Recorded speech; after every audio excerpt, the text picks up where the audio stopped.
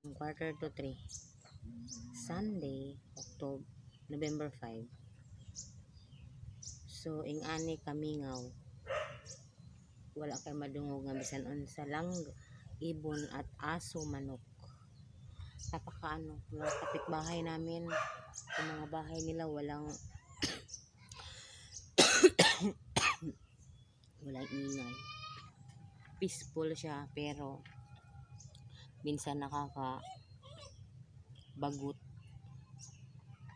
So maraming manok si Chris, ganyan pa yung manok niya. Ganyan pa. Hindi pa masyadong malalaki kaya hindi pa pwedeng katayin. So ayan.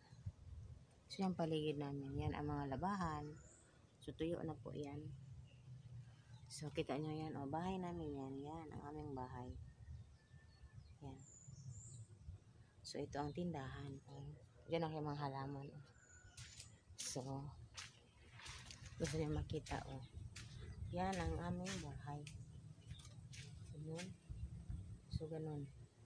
Tinakpan lang yan ng ganyan kasi may nakapasok dyan na cobra, ahas ng isang last week. Tapos meron ding palaka.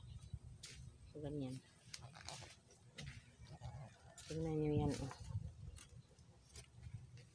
So ayan, papakita ko sa inyo. So itong kusina namin, bulok na din yan. Bulok na, makakapasok na din yan. Yan. Nalalagyan yan ng mga ito palanggana, ito plywood na bulok. So ganyan kapitbahay namin. Ayan, bahay nito. So yan ang likod ng aming bahay. So bulok na din ito.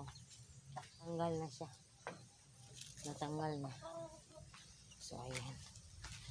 So nung last time dito may nakita ding ahas dyan sa loob. Pumasok sa kusina at dito talaga siya.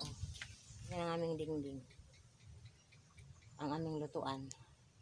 Ang aming hugasan. So lagayan namin ng plato since maliit pa si Dudong, mga 2 years old. Yung mga tulad namin, hindi makarelate yung mga may pera. So mga tulad namin na yung kinikita hanggang pangkain lang. Minsan nga kulang pa sa pagkain. So pag magkapira talaga kami, hindi namin iniisip yung kumpunin ang bahay namin, pagandahin ang bahay namin.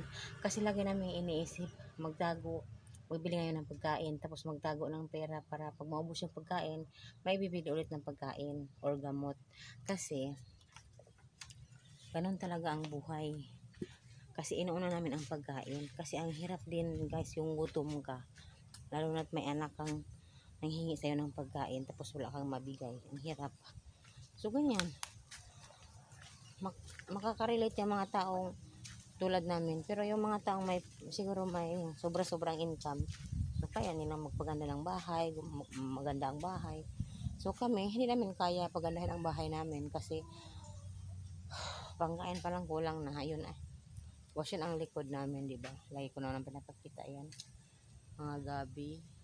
So yung mga basakan dyan, hindi yan tinatrabaho kasi yung may-ari yan patay na, pero yung asawa, babae, buhay pa naman, pero parang wala na silang pakialam. Ginagawa na lang yan pastulan ng mga tao dito. Masaya din mga tao dito ngayon kasi may pastulan ng karabaw at baka at kambing. So ayun. So ito mga manok namin dito. Kita ko sa inyo. So yun, manok namin yan. Ayan. Babae po yan, nangingitlog. Gusto ngayon lang itlog. Yan, lalaki yan. Pero yan, yan, pangkaling ba? So ba nang ihawon ba? Di na siya pangkatay na siya kasi bulag. So yun, mga babae din yun. So yung isa lalaki. Pero pa yun? Hindi pa siya tandang. Ayan, ito. So ayan, mga babae yan, mga manok. Ayan, babae. Yun, babae. Yan, mga babae, mga anak sa likod. So ayan, dito lang. Ito ang kapitbahay. Ito ang amin.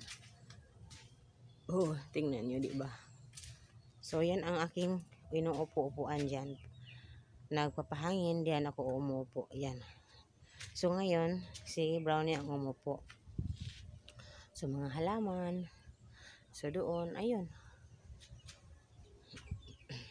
Wala ka talagang maririnig na kahit na ano ngayon.